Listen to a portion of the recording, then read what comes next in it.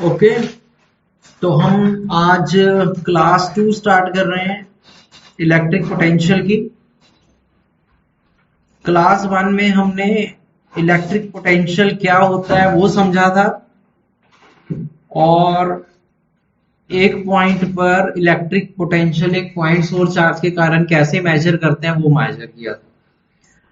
फटाफट रिकैप कर लेते हैं। किसी भी पॉइंट पर पोटेंशियल जिसका सिंबल V है, वो किसी भी पॉइंट पर दो फार्मूले से मेजर किया जाता है। एक तो बेसिक फार्मूला है, जितना वर्क डन करना पड़ता है एक टेस्ट चार्ज को इंफिनिटी से R, एक गिवन पोजीशन R तक लाने के लिए, डिवाइडेड बाय जिस टेस्ट चार्ज वैल्यू को मूव कर रहे हैं। तो एक तो ये जनरल फार्मूला था, और एक हमने डेरिवेशन करके फार्मूला बनाया था कि एक सोर्स चार्ज के कारण उससे उसके सेंटर से R डिस्टेंस दूरी पर जो उसका इलेक्ट्रिक पोटेंशियल पैदा होगा वो इस फार्मूले से होगा, 1/4πE0 इंटू Q/R, राइट। फिर हमने इसके कुछ न्यूमेरिकल किए थे। आज की क्लास में सबसे पहले मैं एक न्यूमेरिकल सी करूंगा, एग्जाम्पल 2.12। ठीक है, ये एग्जाम्पल 2.12। इसमें क्या कह रहा है, a charge Q is distributed uniformly on a ring of radius R। कहता है एक रिंग है जिसकी पेरिफेरी पे चार्ज स्प्रेड है। तो वो कह रहा है एक रिंग है जिस रिंग की पेरिफेरी पर, मतलब सतह पर, कुछ चार्ज बराबर बराबर डिवाइड है, small Q, capital Q charge divided है, राइट। और उसका रेडियस कैपिटल R, आपको ये गिवन है। और आपसे पूछ रहा है find electric potential at the centre O। तो हमें क्या फाइंड करना है, find electric potential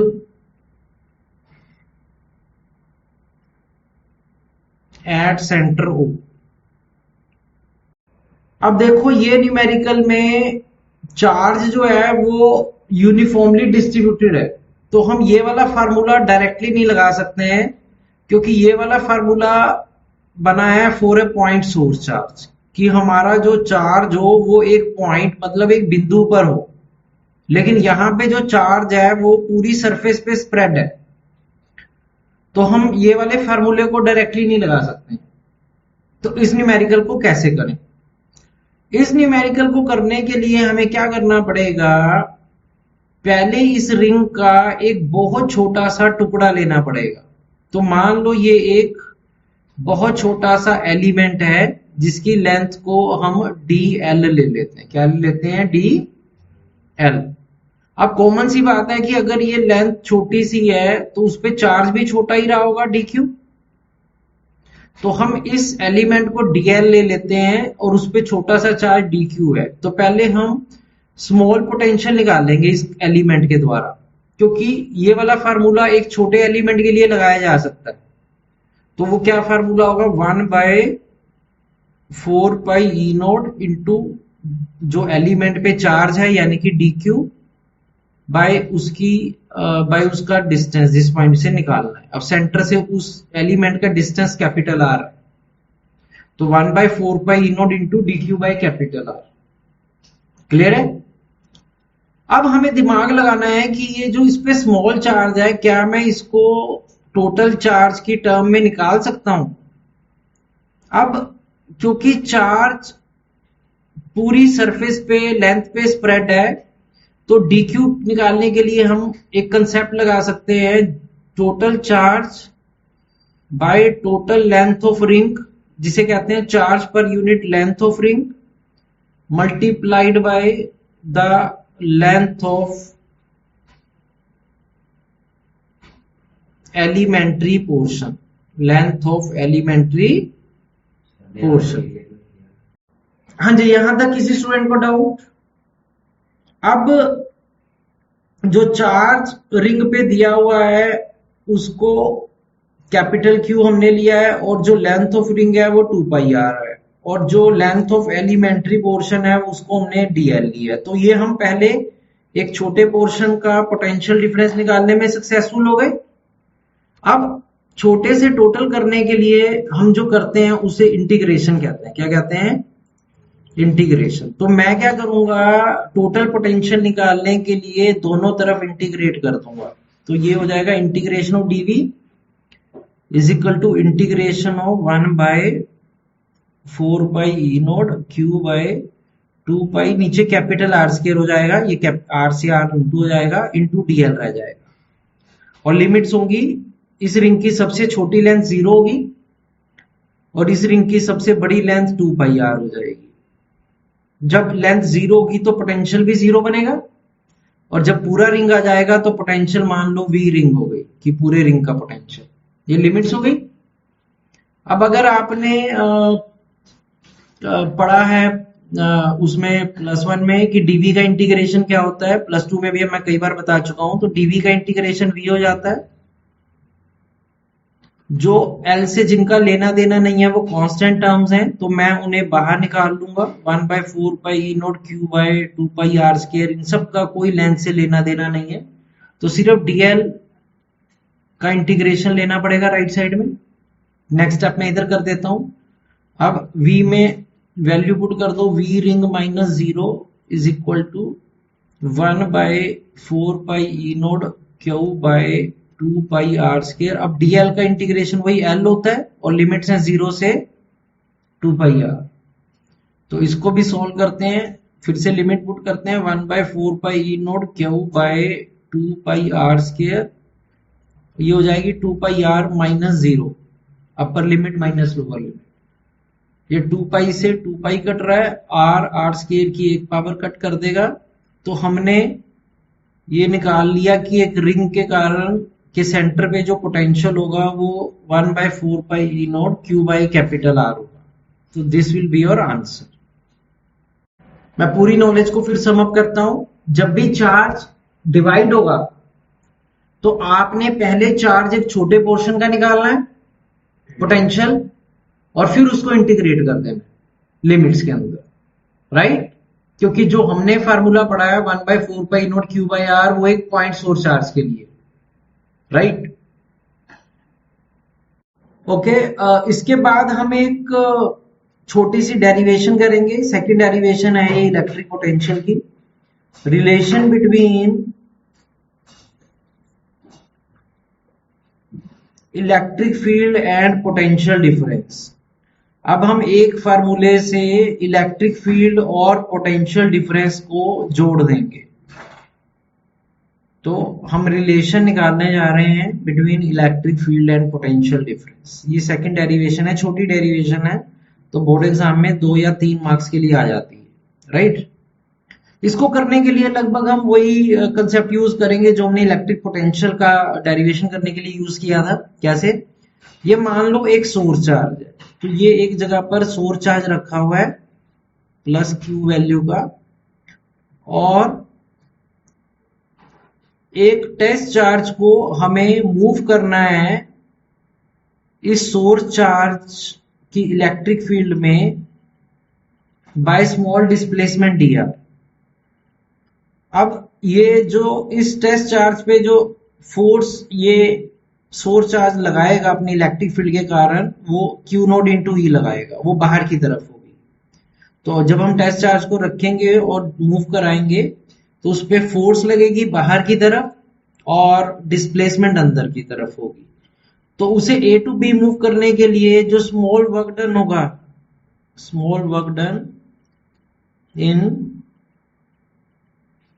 moving the test charge from A to B will be, तो वो कितना होगा? वही बेसिक फार्मूला +1 का, आपको पता है work done is F dot dr, ठीक है? It is the dot product of force and displacement, it is the dot product of force and F dot dr। तो हो जाएगा magnitude of F magnitude of D R into cos जो उनके बीच में angle बन रहा है। अब इनके बीच में एंगल बन रहा है 180 डिग्री। अब एफ जो फोर्स लग रही होगी इलेक्ट्रिक फील्ड के कारण वो क्यू नॉट इंटू ई होगी into D R cos 180 minus 1 होता है। तो ये हमने स्मॉल वर्क डन निकाल दिया कि उसको ए टू बी पॉइंट में मूव करने में जो स्मॉल वर्क डन होगा वो इतना होगा। ये small work done by electric field है। क्या है small work done by electric field? Small work done by electric field. अब हम क्या करते हैं, यहां से जो Q नोड है उसे dw के नीचे ले जाते हैं। तो dw बाई Q नोड बराबर आ गया माइनस ई डी आर के। अब बाय डेफिनेशन जो जो dw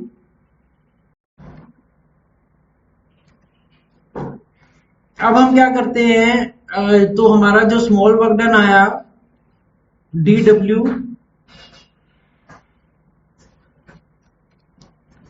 वो किसके बराबर आया कि dw बराबर है dw बाई क्यू नोड बराबर आ गया माइनस ई डी आर के। यही था last step.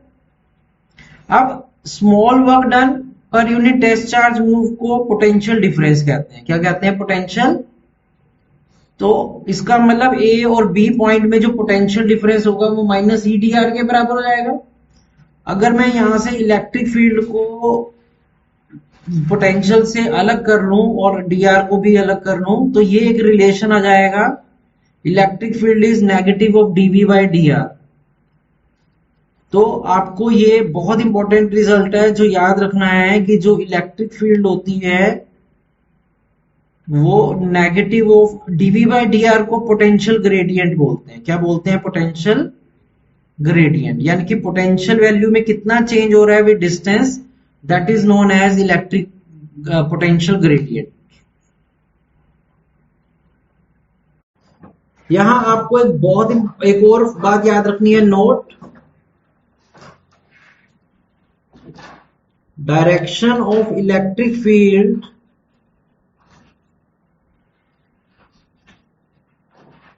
is always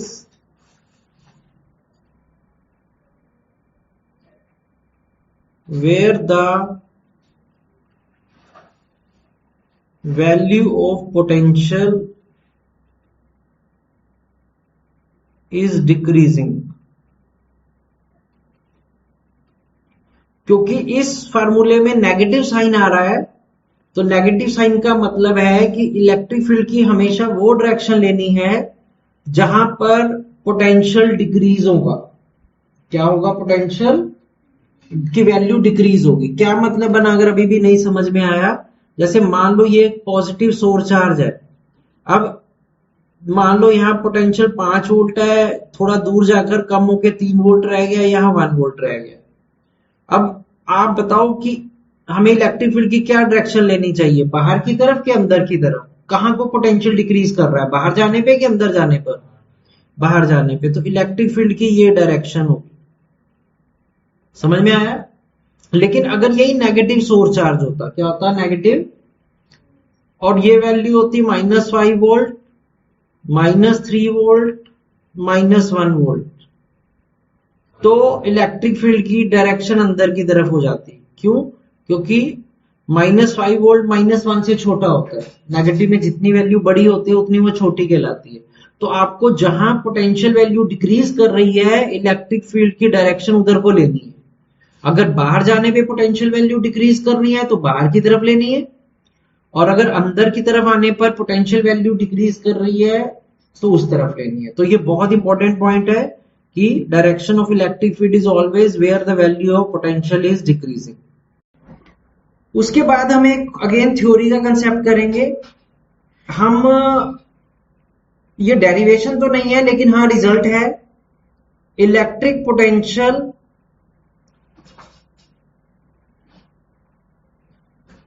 eight a given point due to an electric dipole, due to an electric dipole, ये टॉपिक है। अब याद करो हमने एक इलेक्ट्रिक डाइपोल के कारण जो इलेक्ट्रिक फील्ड बनती है उसके भी इनफैक्ट डेरिवेशन की थी। हमने इलेक्ट्रिक फील्ड एक्सियल लाइन पे निकाली थी, हमने इलेक्ट्रिक फील्ड इक्वेटोरियल लाइन पे निकाली थी। लेकिन पोटेंशियल के केस में डेरिवेशन तो नहीं है, लेकिन हाँ इसका रिजल्ट याद रखना है। तो इसका क्या रिजल्ट है वो हम ये डायग्राम बनाकर समझेंगे। तो सबसे पहले हम एक डाइपोल बना लेते हैं। तो ये minus Q plus Q, charge के बीच में डिस्टेंस 2a है, ये डाइपोल बन गया। अब मान लो एक पॉइंट है जो कि उस डाइपोल के सेंटर से r डिस्टेंस पर है और वो थीटा एंगल बना रहा है। तो एक पॉइंट P है जो उस डाइपोल के सेंटर से r डिस्टेंस पर है और वो एंगल थीटा बना रहा है। तो किसी भी एक जनरल पॉइंट पे जो पोटेंशियल का फार्मूला होता है वो तुम्हें, जैसे मैंने बोला, डेरिवेशन ऑफ कोर्स में नहीं है, सिर्फ फार्मूला याद रखना है। तो वो फार्मूला है 1/4 pi E naught P cos theta over R square minus A square cos square theta.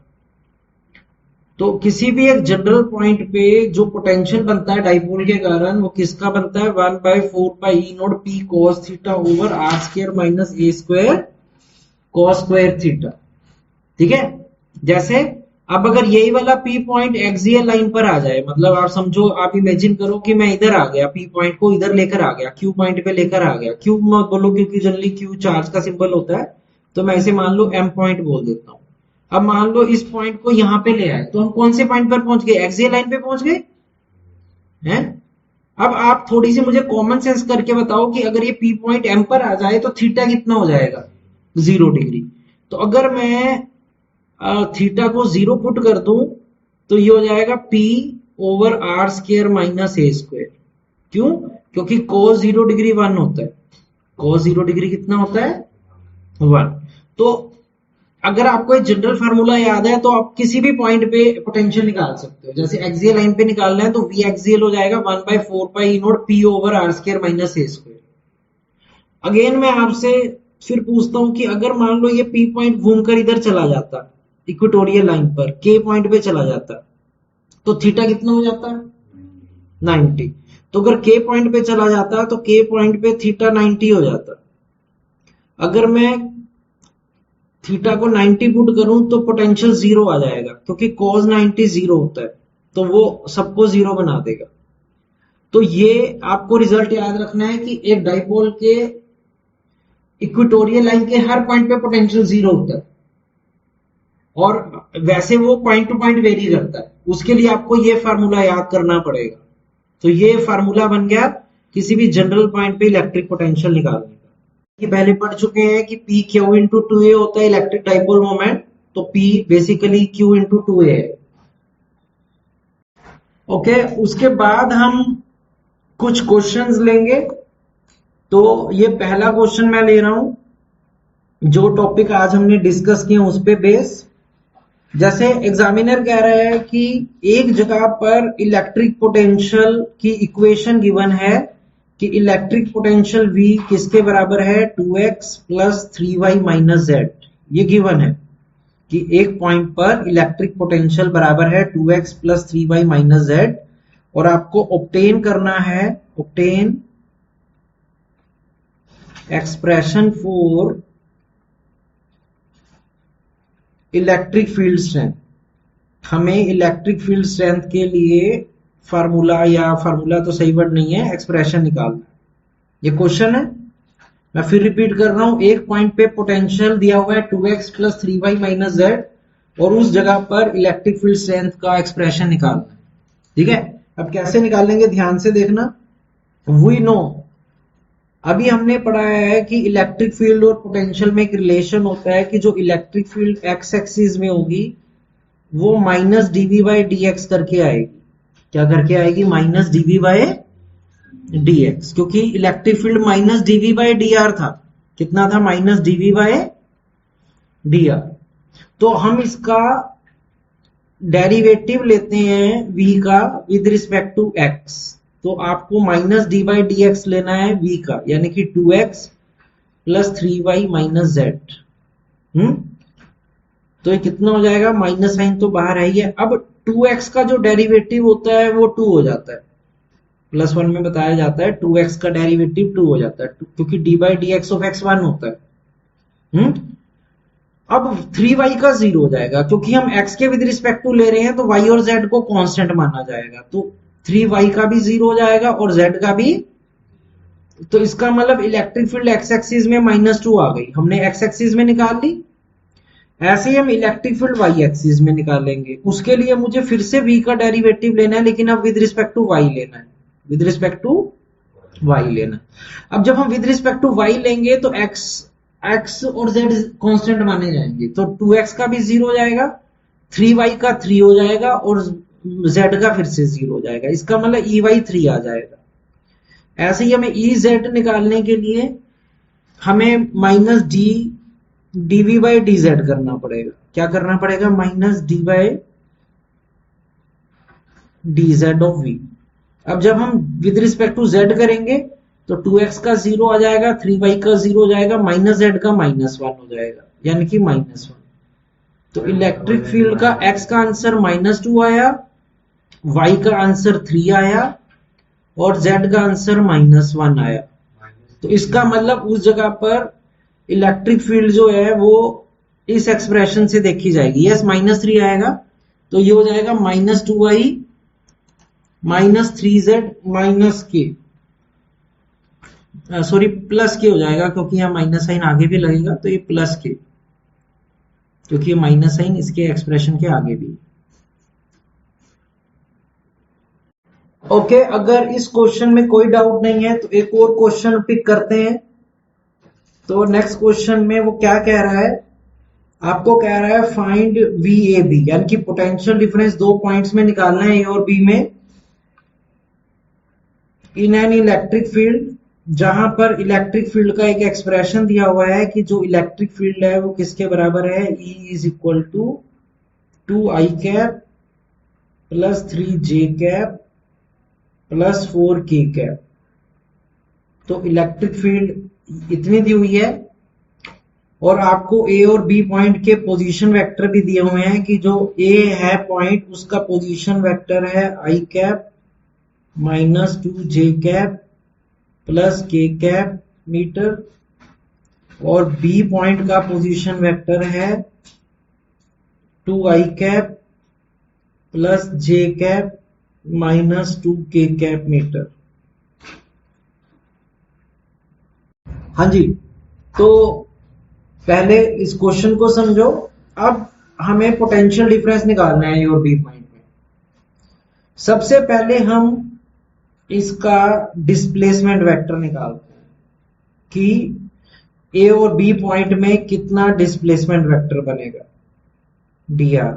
अब डिस्प्लेसमेंट वेक्टर होता है final minus initial, final minus initial. तो फाइनल पोजीशन है rp और इनिशियल पोजीशन है ra, तो आप इनका डिफरेंस ले लो।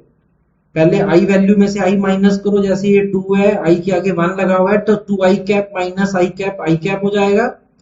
ऐसे ही plus j minus of -2 plus 3j हो जाएगा और -2k minus k minus 3k हो जाएगा। तो इसका जो डिस्प्लेसमेंट वेक्टर हो जाएगा वो i cap plus 3j cap minus 3k cap हो जाएगा। मैंने इस 2i में से ये i माइनस कर दिया, j में से माइनस कर दिया माइनस ऑफ 2 और -2k में से माइनस कर दिया k, तो -2k minus k minus 3k हो जाएगा। नाउ अब हमने पढ़ा हुआ है कि E बराबर है माइनस dv बाई dr, यही करा था ना हमने रिलेशन। तो वहां से dv निकालने के लिए मुझे क्या करना है, माइनस E डॉट dr करना है, क्योंकि E भी वेक्टर है dr भी वेक्टर है। तो अगर मैं क्रॉस मल्टीप्लाई करूं dr को तो पोटेंशियल डिफरेंस कैसे निकल सकता है, माइनस ई डॉट dr करके, कैसे करके, माइनस डॉट dr करके। तो हम माइनस ई का वैल्यू पुट कर देते हैं। अभी कितना था, 2i cap plus 3j cap plus 4 के कैप और उसका डॉट लेना है किसके साथ, डी आर के साथ। डी आर हमारा कितना है, आई कैप प्लस 3 जे कैप माइनस 3 के कैप। ये हो गया। अब आपने +1 में पढ़ा होगा कि जब भी दो वेक्टर का डॉट प्रोडक्ट लेते हैं तो आई वैल्यू को आई से इंटू कर देते हैं। तो 2 1 से इंटू होगी 2, और जे वैल्यू को जे से इंटू कर देते हैं। 3 + 3 9, और के वैल्यू को के से इंटू कर देते हैं। तो 4 × -3 -12, राइट। अब इसको सोल्व करते हैं। 2 + 9 11, 11 - 12 -1, तो -1 और +1 वोल्ट। तो इनमें जो पोटेंशियल डिफरेंस हो जाएगा वो कितने वोल्ट का हो जाएगा, +1 वोल्ट। तो अगर हम जो पिछला न्यूमेरिकल किया है और जो अब न्यूमेरिकल किया उसको देखें तो हमने दोनों बता दिए। पहले न्यूमेरिकल में पोटेंशियल गिवन था, इलेक्ट्रिक फील्ड निकालना सिखा दिया, और दूसरे न्यूमेरिकल में इलेक्ट्रिक फील्ड गिवन है और दो पॉइंट के बीच में पोटेंशियल डिफरेंस निकालना सिखा दिया, राइट। तो क्योंकि इलेक्ट्रिक फील्ड और पोटेंशियल डिफरेंस जुड़े हुए हैं, तो इलेक्ट्रिक फील्ड पता है तो पोटेंशियल डिफरेंस निकाल सकते हैं, और पोटेंशियल डिफरेंस पता है तो इलेक्ट्रिक फील्ड के लिए सॉल्व कर सकते हैं।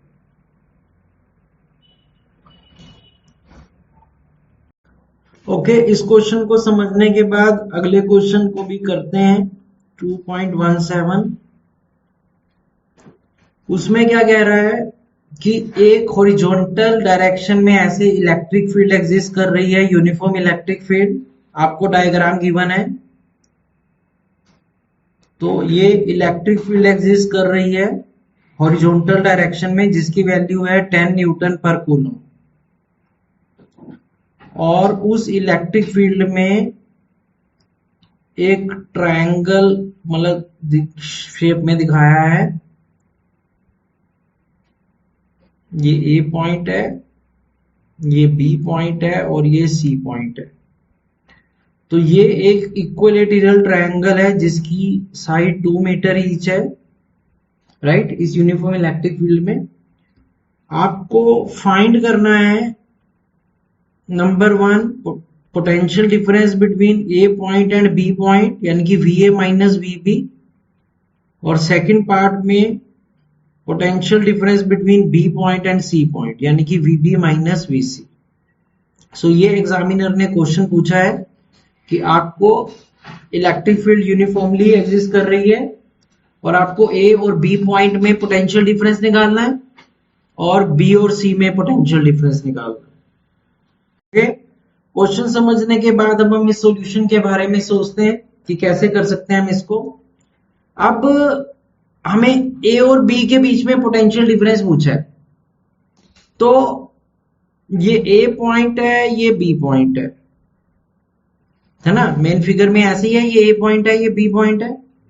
अब ए पॉइंट और बी पॉइंट में जो ये B2A उसका dr वेक्टर हो जाएगा, डिस्प्लेसमेंट वेक्टर, और इलेक्ट्रिक फील्ड ऐसे हॉरिजॉन्टल जा रही है। अब इलेक्ट्रिक फील्ड और dr में कितने एंगल बनेगा, 60 डिग्री एंगल बनेगा।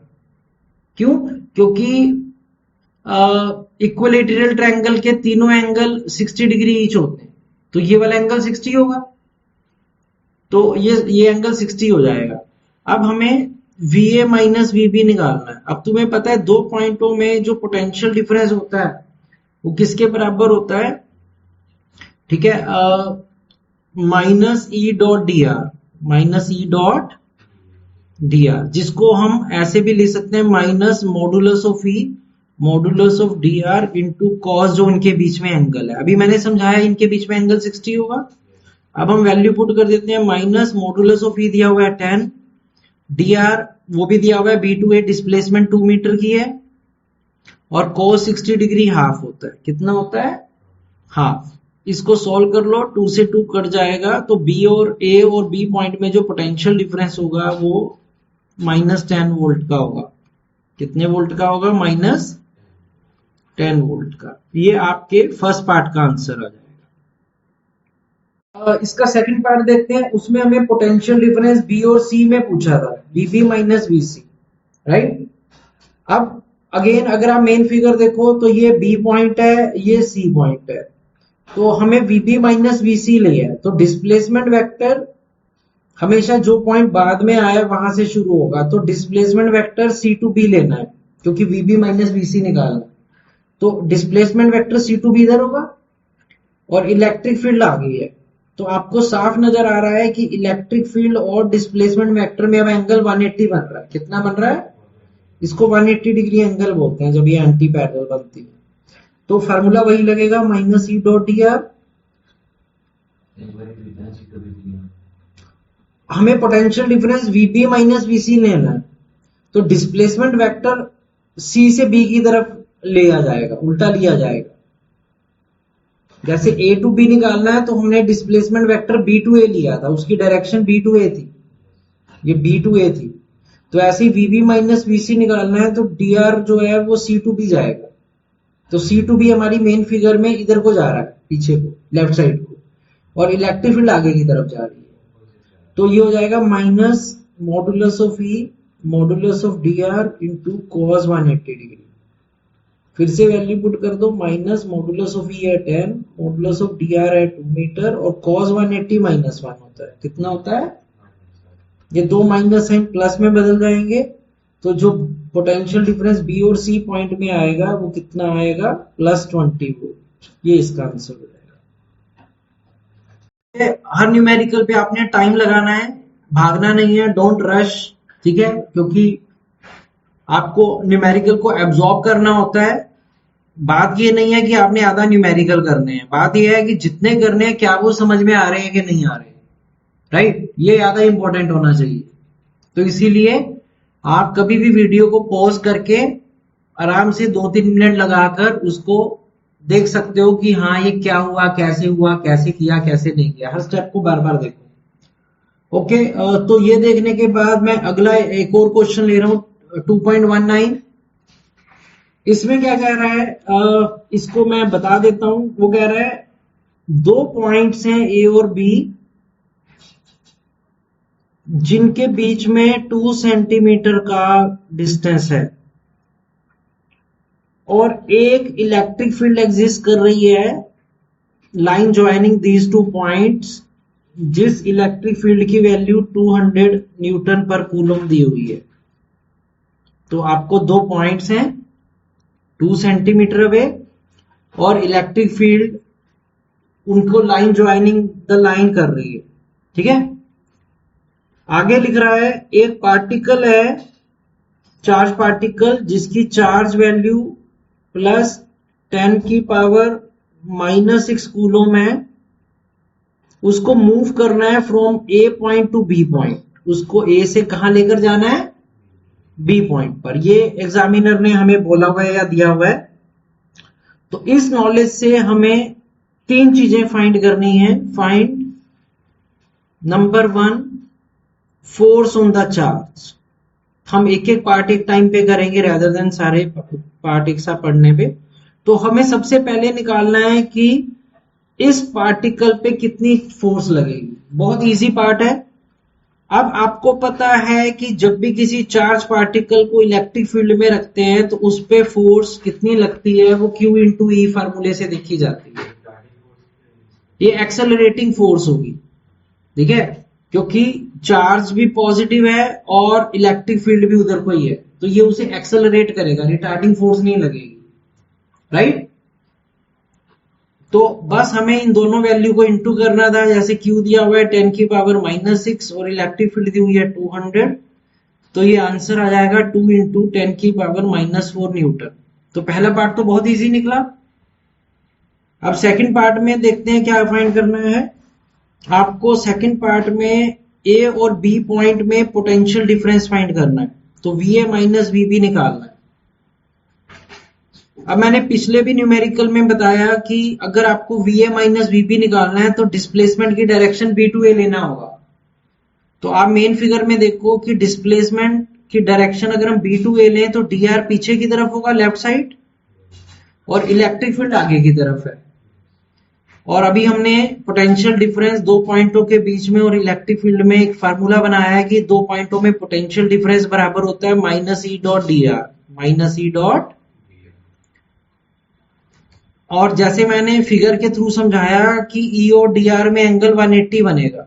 कितना बनेगा? 180 डिग्री, क्योंकि डी आर लेफ्ट साइड में जा रहा है और इलेक्ट्रिक फील्ड राइट साइड में। तो ये minus E D R cos 180 हो जाएगा। वैल्यू पुट कर देते हैं। इलेक्ट्रिक फील्ड है 200, डी आर उन दोनों पॉइंटों में डिस्टेंस है 2 सेंटीमीटर। उसके मीटर बनाना मत भूलना, वरना सारा आंसर गलत हो जाएगा। और cos 180 -1 होता है।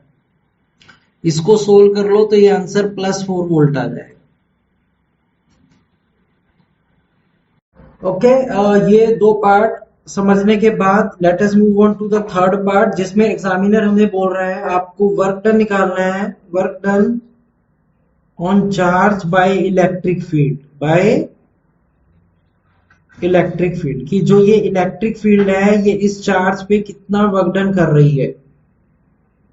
अब किसी भी चार्ज पार्टिकल पे जो इलेक्ट्रिक फील्ड वर्क डन करती है वो होती है Q, यानी कि जिस चार्ज पे वर्क डन हो रहा है, इनटू पोटेंशियल डिफरेंस, जहां initial minus final. Initial minus, जब भी इलेक्ट्रिक फील्ड से वर्क डन निकालना है पहले इनिशियल पॉइंट का लेना है, फिर फाइनल पॉइंट का लेना है। इनिशियल मतलब जहां से लेकर जा रहे थे, फाइनल मतलब जहां पहुंचाना है, यानी कि VA माइनस VB। अब वैल्यू पुट कर देते हैं। अब चार्ज जिसको मूव कर रहा है वो है +10⁻⁻⁶। VA माइनस VB हमने सेकंड पार्ट में निकाला है +4 वोल्ट। तो ये आ जाएगा 4 × 10⁻⁻⁶, और वर्क डन का ऑफ कोर्स यूनिट जूल है तो जूल लगा देंगे। तो ये हमने तीनों पार्ट निकाल लिए। फोर्स भी निकाल ली चार्ज पे, ए और बी में पोटेंशियल डिफरेंस भी निकाल लिया, और इलेक्ट्रिक फील्ड के द्वारा जो वर्क डन हुआ चार्ज पे वो भी फाइंड कर लिया। ओके, एक और क्वेश्चन करते हैं। 2.20, उसमें क्या कह रहा है, आपको एक डायग्राम दिखाया है जिसमें एक यूनिफॉर्म इलेक्ट्रिक फील्ड दिखाई गई है। तो ये एक यूनिफॉर्म इलेक्ट्रिक फील्ड रिप्रेजेंटेड है आपको, और उस यूनिफॉर्म इलेक्ट्रिक फील्ड में 4 पॉइंट्स दिखाए गए हैं एक स्क्वायर की शेप में। तो आपको ये फिगर आपको गिवन है, तो आपको ये 4 पॉइंट्स हैं A, B, C and D। ये एक स्क्वायर है जिसकी साइड 1 मीटर है। कितने मीटर है? तो आपको इस फिगर को, और इलेक्ट्रिक फील्ड की वैल्यू गिवन है 20 वोल्ट पर मीटर। आपको फाइंड करना है ये 4 पोटेंशियल डिफरेंस, जैसे VA माइनस VD, दूसरा VA माइनस VC, तीसरा VB माइनस VD, और fourth VC minus VD। Right? अब आप क्योंकि कर चुके हो न्यूमेरिकल, तो आई होप आपको इजी लगेगा। अब आप ध्यान से मेन फिगर को देखो। पहले में हमें VA माइनस VD निकालना। तो VA माइनस VD निकालने के लिए डिस्प्लेसमेंट वेक्टर D2A होगा। अब ध्यान से मेन फिगर को देखो, D2A। अब D2A डिस्प्लेसमेंट वेक्टर ऐसे जाएगा DR, और इलेक्ट्रिक फील्ड हॉरिजॉन्टल है E। तो इनमें एंगल कितना बन रहा है? 90 डिग्री। तो इनका क्योंकि -E.dr आता है, तो E और dr में एंगल 90 बनेगा, और cos 90 0 होता है, तो एक्चुअली में ये 0 हो जाएगा आंसर। तो इसका मतलब A और D पॉइंट में पोटेंशियल डिफरेंस है ही नहीं। ये फर्स्ट पार्ट का आंसर हो गया। अब हमें सेकंड पार्ट में VA माइनस VC निकालना है। अब VA माइनस VC के लिए हमें C2A डिस्प्लेसमेंट वेक्टर लेना पड़ेगा। तो अगर हम C2A मेन फिगर में देखें तो ये A पॉइंट है, ये C पॉइंट है, तो C2A मतलब डिस्प्लेसमेंट वेक्टर इधर को है dr, और इलेक्ट्रिक फील्ड इधर को है। ऐसे ही होगा। अब इनमें एंगल ये बन जाएगा। एक्चुअली किसी भी स्केयर का डायगोनल 45 डिग्री पे होता है, तो 90 + 45 इनमें एंगल 135 हो जाएगा। कितना हो जाएगा? फार्मूला यही लगाएंगे, -E.dr, तो वो होगा minus modulus of E modulus of dr, और जैसे मैंने समझाया एंगल 135 डिग्री होगा, cos 135 डिग्री। अब वैल्यू पुट करते हैं, माइनस इलेक्ट्रिक फील्ड गिवन है 20 dr। अब dr डायगोनल हो जाएगा स्क्वायर का। मैंने आपको पहले भी कई बार बोला हुआ है किसी भी स्क्वायर का डायगोनल √2 इंटू साइड होता है, तो dr √2 इंटू 1 हो जाएगा क्योंकि साइड 1 मीटर लेना है। हाँ जी, cos 135 डिग्री, किसी को पता है cos 135 डिग्री की वैल्यू क्या होती है? cos 135 माइनस 1/√2 होता है। कितना होता है? माइनस 1/√2। मैथ्स में बताया जाता है cos 135 डिग्री को हम माइनस sin 45 डिग्री लिख सकते हैं और माइनस 1/√2। तो इसको भी सॉल्व कर लेते हैं, तो ये √2 से √2 कट जाएगा, दो माइनस साइन प्लस में बदल जाएंगे, तो इनमें पोटेंशियल डिफरेंस प्लस 20 वोल्ट हो जाएगा। पोटेंशियल डिफरेंस बी और डी पॉइंट में निकालना है, तो हमें थर्ड पार्ट में चाहिए VB minus VD. Again main figure को देखो, डी पॉइंट इधर है, बी पॉइंट इधर है, तो इसका dr d2b हो जाएगा, यानी कि इधर को, और इलेक्ट्रिक फील्ड इधर को है। अब अगेन अगर हम ध्यान से देखें तो इलेक्ट्रिक फील्ड और dr में अब एंगल 45 डिग्री हो जाएगा। फार्मूला सेम ही लगाएंगे, minus e into dr into cos 45 degree, लेकिन अब एंगल 45 मिलेगा। फिर वैल्यू पुट कर दो, dr जैसे मैंने समझाया √2 इंटू 1 होगा और cos 145 डिग्री √2 होता है, तो अब पोटेंशियल डिफरेंस माइनस 20 वोल्ट आएगा। फोर्थ पार्ट में हमें पोटेंशियल डिफरेंस निकालना है बी और सी का। किसका? बी और, अब फिर से बी और सी में जो एंगल होगा dr और e में वो फिर से 90 हो जाएगा। फिर से क्या हो जाएगा? 90। तो जैसे हमने पिछले पार्ट में किया था, जब भी e और dr में एंगल 90 होगा तो पोटेंशियल डिफरेंस 0 आएगा। तो इस तरह से हमने ये चारों पार्ट्स कर लिए, ठीक है। तो आज की क्लास में मैंने आपको जो भी समझाया, पहले हमने एक रिलेशन निकाला इलेक्ट्रिक फील्ड और पोटेंशियल डिफरेंस में, है ना, और एक इलेक्ट्रिक डाइपोल के कारण जो पोटेंशियल बनता है किसी भी जनरल पॉइंट पे, उसका फार्मूला बताया, और फिर अब ये 3-4 मैंने काफी न्यूमेरिकल कराई इसी फार्मूले पे बेस। तो इसकी क्लास को घर जाके रिवाइज करना। ओके, फोर्थ पार्ट में करेक्शन करो। फोर्थ पार्ट में VB माइनस VC नहीं निकालना है, VC माइनस VD निकालना है। तो अगर मैं VC माइनस VD निकालना है तो हमें डिस्प्लेसमेंट वेक्टर D2C लेना पड़ेगा। तो D पॉइंट इधर है मेन फिगर में, C इधर है, तो ये dr इधर है, इलेक्ट्रिक फील्ड इधर है। तो इलेक्ट्रिक फील्ड और dr में एक्चुअली एंगल 0 डिग्री बनेगा। कितना बनेगा? तो minus E dr cos 0 degree. तो माइनस इलेक्ट्रिक फील्ड में गिवन थी 20, dr हो जाएगा 1 मीटर और cos 0 डिग्री 1 मीटर होता है, तो माइनस 20 वोल्ट आ जाएगा। ठीक है, तो फोर्थ पार्ट में VC माइनस VD पूछा। So that's it for today's class. We will continue in the next class.